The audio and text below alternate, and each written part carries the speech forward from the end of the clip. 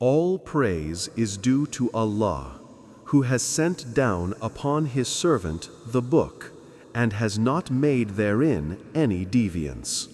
He has made it straight, to warn of severe punishment from Him, and to give good tidings to the believers who do righteous deeds, that they will have a good reward, in which they will remain forever.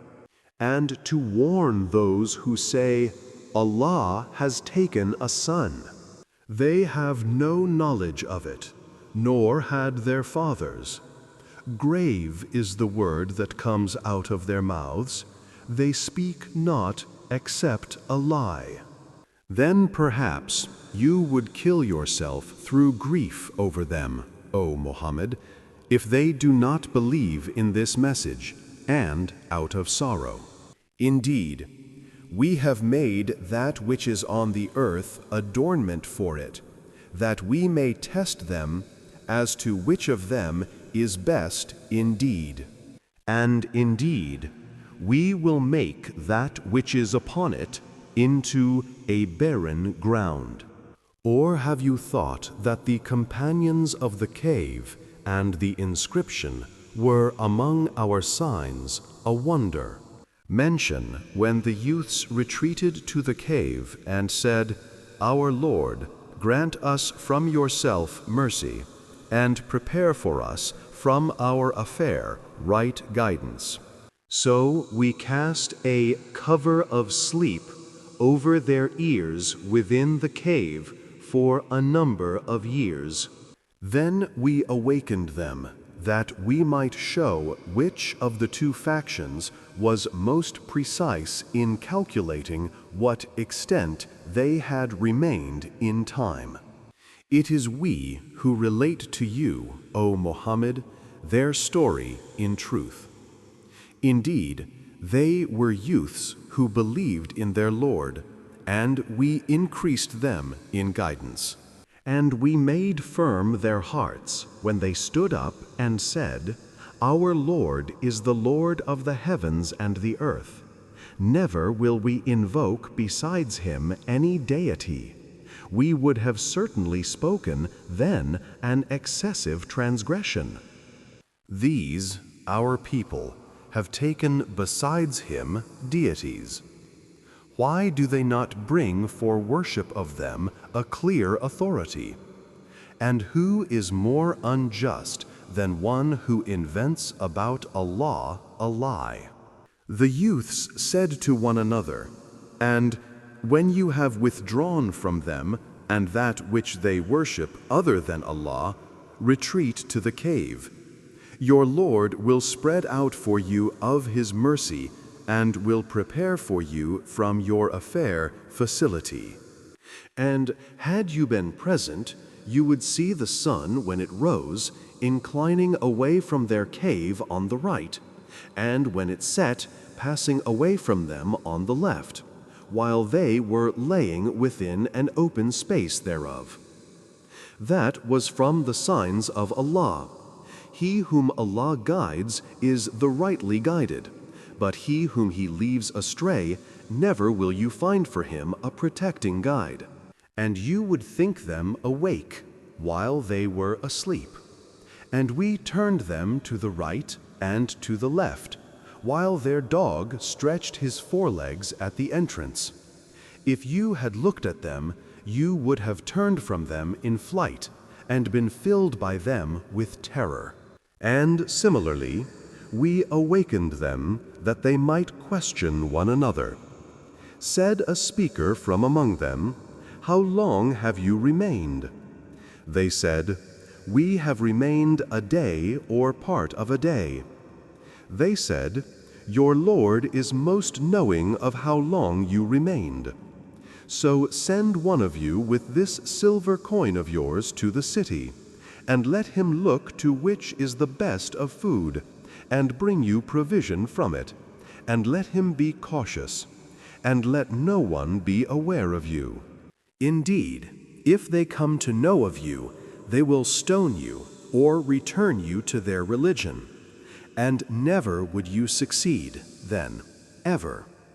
And similarly, we caused them to be found, that they, who found them, would know that the promise of Allah is truth, and that of the hour there is no doubt.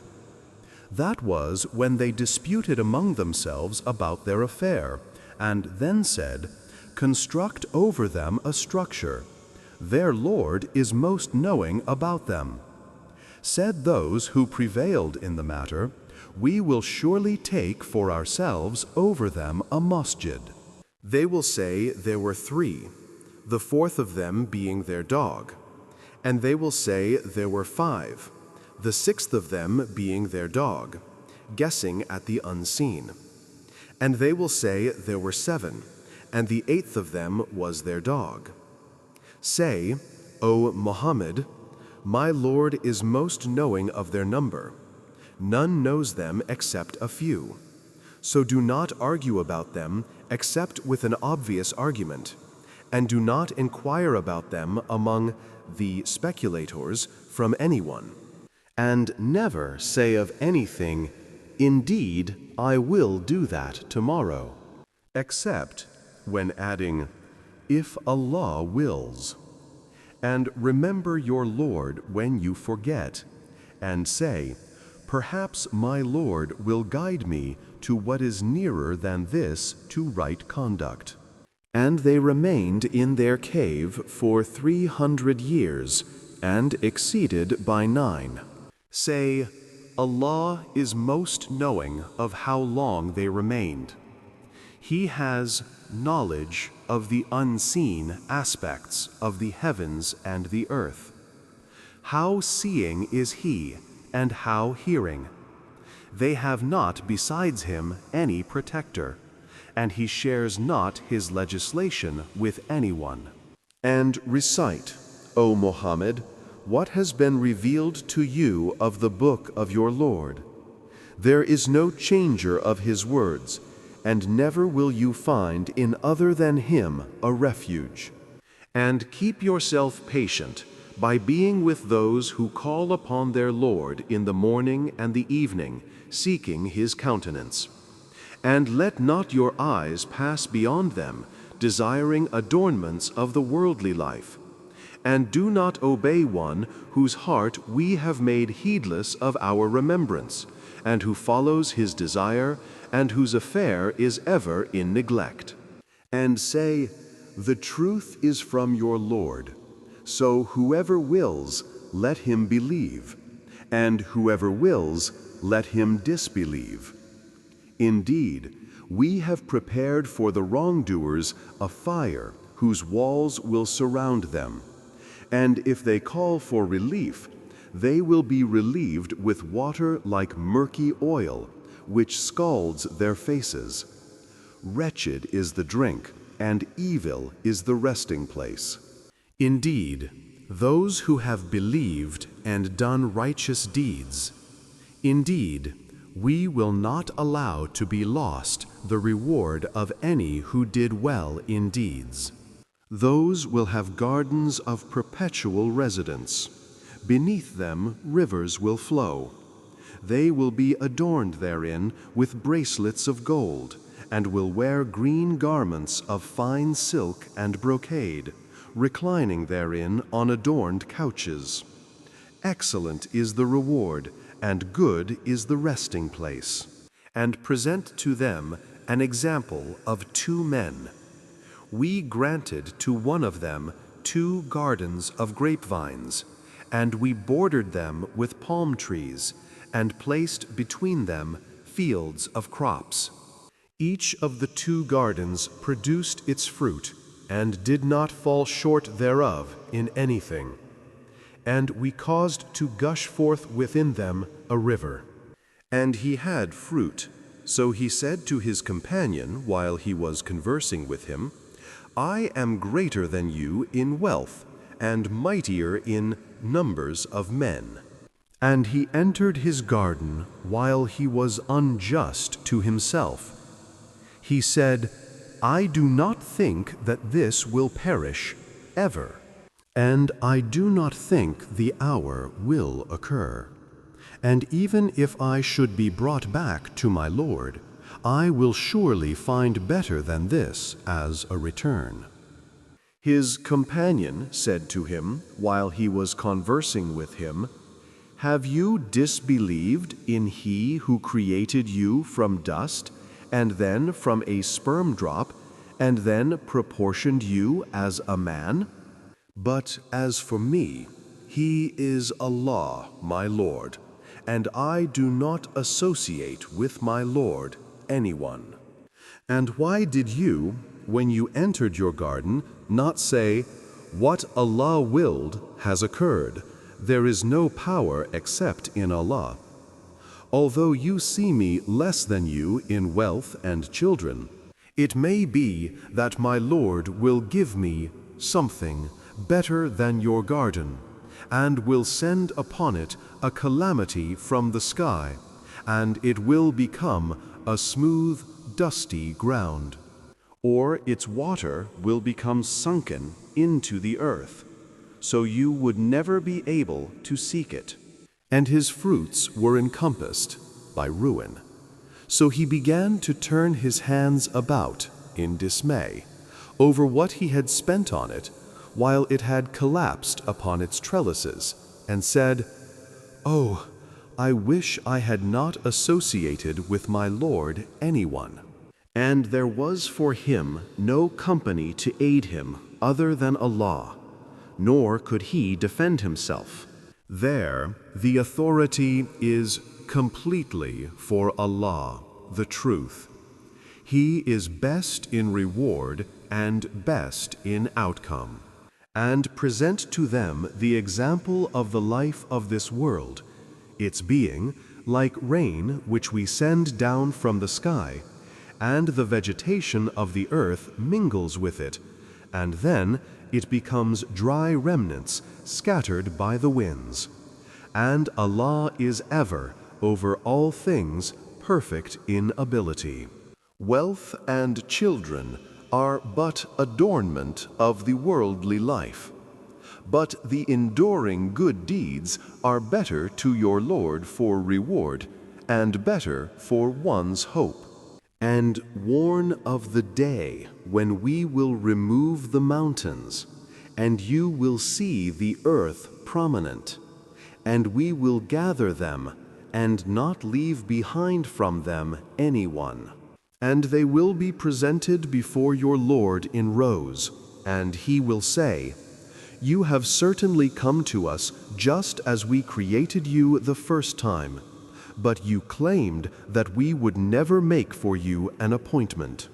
And the record of deeds will be placed open, and you will see the criminals fearful of that within it. And they will say, "Oh, woe to us! What is this book that leaves nothing small or great except that it has enumerated it?" And they will find what they did present before them. And your Lord does injustice to no one. And when we said to the angels, "Prostrate to Adam," and they prostrated, except for Iblis. He was of the jinn, and departed from the command of his Lord.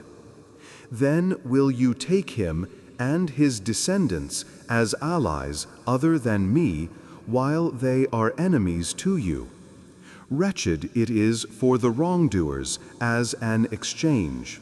I did not make them witness to the creation of the heavens and the earth, or to the creation of themselves, and I would not have taken the misguiders as assistants. And warn of the day when he will say, "Call my partners whom you claimed," and they will invoke them, but they will not respond to them. And we will put between them a valley of destruction. And the criminals will see the fire, and will be certain that they are to fall therein. And they will not find from it a way elsewhere. And we have certainly diversified in this Qur'an for the people from every kind of example, but man has ever been most of anything prone to dispute. And nothing has prevented the people from believing when guidance came to them and from asking forgiveness of their Lord, except that there must befall them the accustomed precedent of the former peoples, or that the punishment should come directly before them.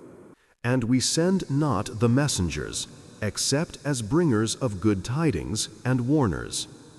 And those who disbelieve dispute by using falsehood to attempt to invalidate thereby the truth, and have taken my verses, and that of which they are warned, in ridicule. And who is more unjust than one who is reminded of the verses of his Lord, but turns away from them and forgets what his hands have put forth? Indeed, we have placed over their hearts coverings, lest they understand it, and in their ears deafness. And if you invite them to guidance, they will never be guided then, ever. And your Lord is the forgiving, full of mercy.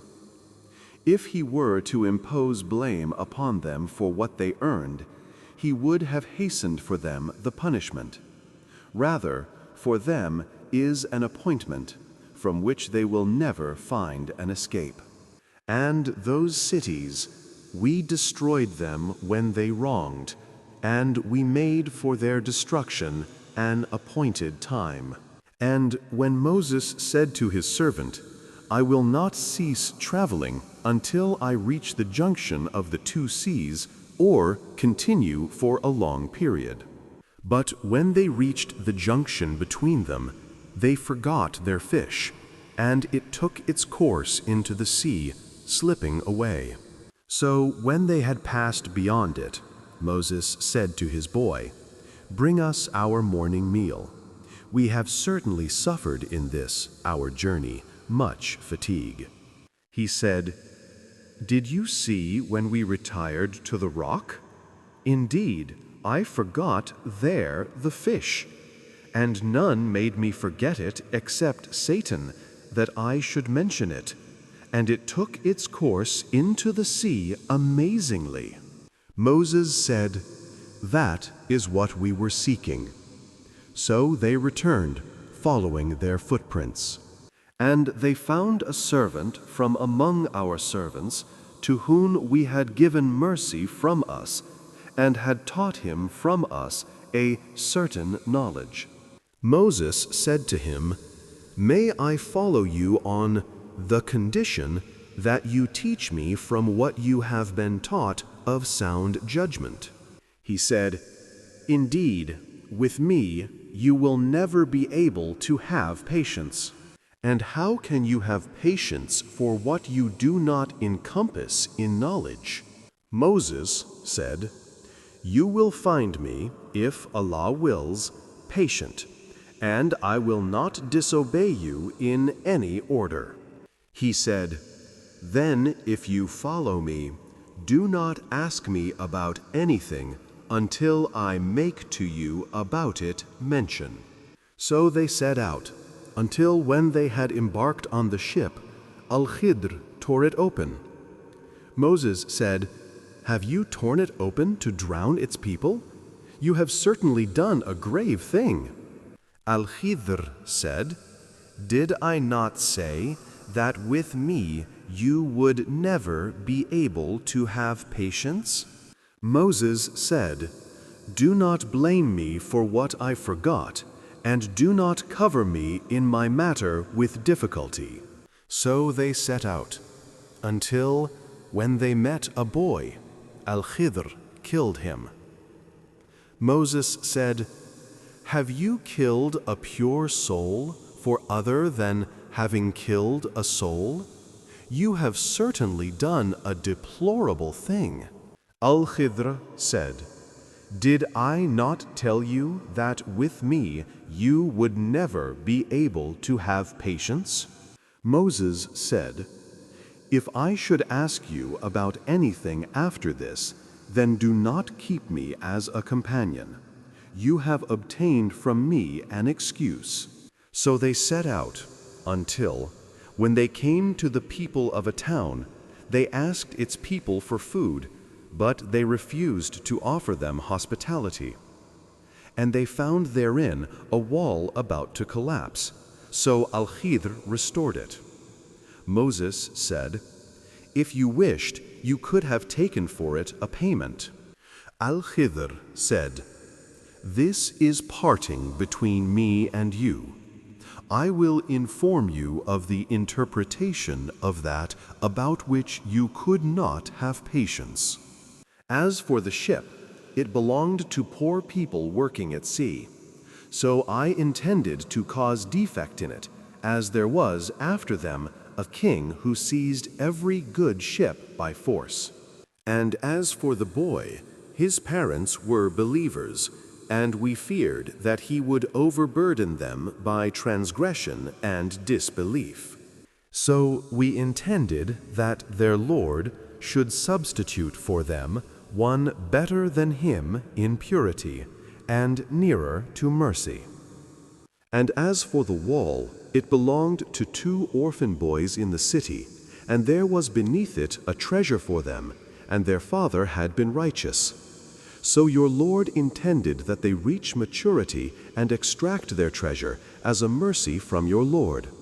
And I did it not of my own accord. That is the interpretation of that about which you could not have patience. And they ask you, O Muhammad, about Dhul Qarnayn. Say, I will recite to you about him a report. Indeed, we established him upon the earth, and we gave him to everything a way. So he followed a way, until, when he reached the setting of the sun, he found it as if setting in a spring of dark mud, and he found near it a people. Allah said, O Dhul Qarnayn, either you punish them, or else adopt among them a way of goodness. He said, As for one who wrongs, we will punish him. Then he will be returned to his Lord, and he will punish him with a terrible punishment. But as for one who believes and does righteousness, he will have a reward of paradise, and we will speak to him from our command with ease. Then he followed a way, until, when he came to the rising of the sun, he found it rising on a people for whom we had not made against it any shield. Thus, and we had encompassed all that he had in knowledge.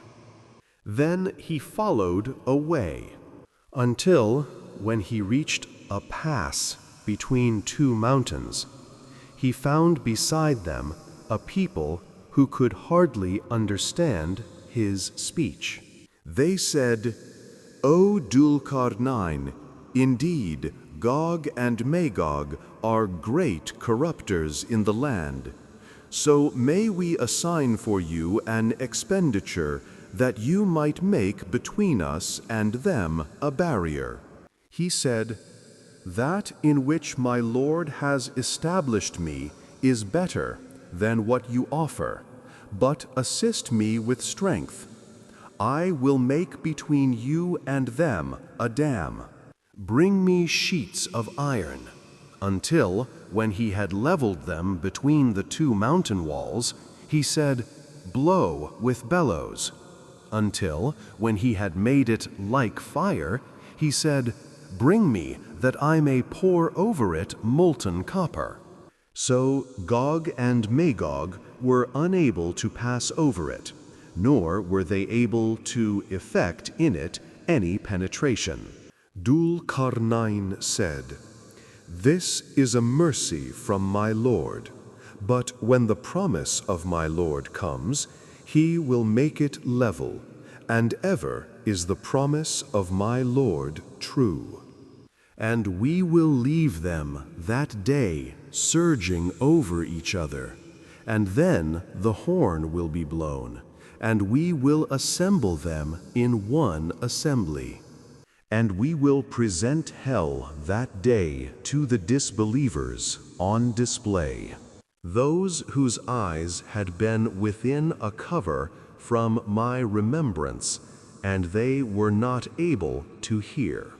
Then do those who disbelieve think that they can take my servants instead of me as allies? Indeed, we have prepared hell for the disbelievers as a lodging. Say, O Muhammad, shall we, believers, inform you of the greatest losers as to their deeds? They are those whose effort is lost in worldly life, while they think that they are doing well in work. Those are the ones who disbelieve in the verses of their Lord and in their meeting Him, so their deeds have become worthless, and we will not assign to them on the day of resurrection any importance. That is their recompense, hell, for what they denied, and because they took my signs and my messengers in ridicule. Indeed, those who have believed and done righteous deeds, they will have the gardens of paradise as a lodging, wherein they abide eternally. They will not desire from it any transfer. Say, if the sea were ink for writing the words of my Lord, the sea would be exhausted before the words of my Lord were exhausted, even if we brought the like of it as a supplement. Say, I am only a man like you, to whom has been revealed that your God is one God. So whoever would hope for the meeting with his Lord, let him do righteous work and not associate in the worship of his Lord anyone.